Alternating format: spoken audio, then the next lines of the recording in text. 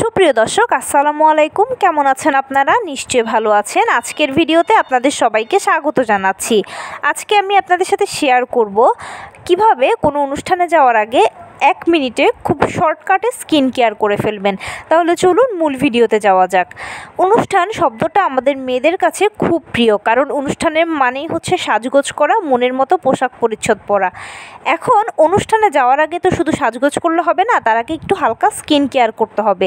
Skin care শব্দটা শুনলে মনে হয় যে এটা তো একটা দীর্ঘ প্রসেস, এটার পরে এটা, এটার পরে এটা, এটার পরে এটা ব্যবহার করো।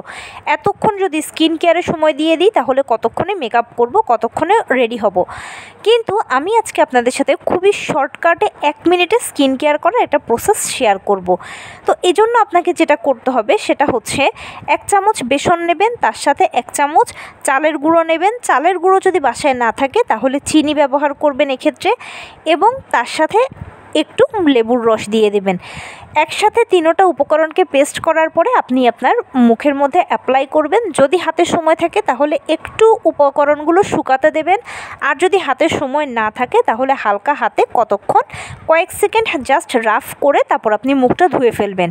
এরপরে দেখবেন যে আপনার স্কিনটা কত সুন্দর গ্লো করে, কারণ কি বেসনে রয়েছে প্রাকৃতিক গুণাগুণ। এটা এক ধরনের ফেস ওয়াশ, তার পাশাপাশি রয়েছে চালের গুঁড়ো, যেটা আপনার স্কিনের মরা চামড়াগুলোকে তুলে দিয়ে স্কিনকে অনেক বেশি সফট করে দেবে, এবং লেবুর রসে তো ভিটামিন সি রয়েছে, যেটা আপনার স্কিনকে উজ্জ্বল করতে সহায়তা করে, এবং এটা আপনার স্কিনের জন্য ভালো।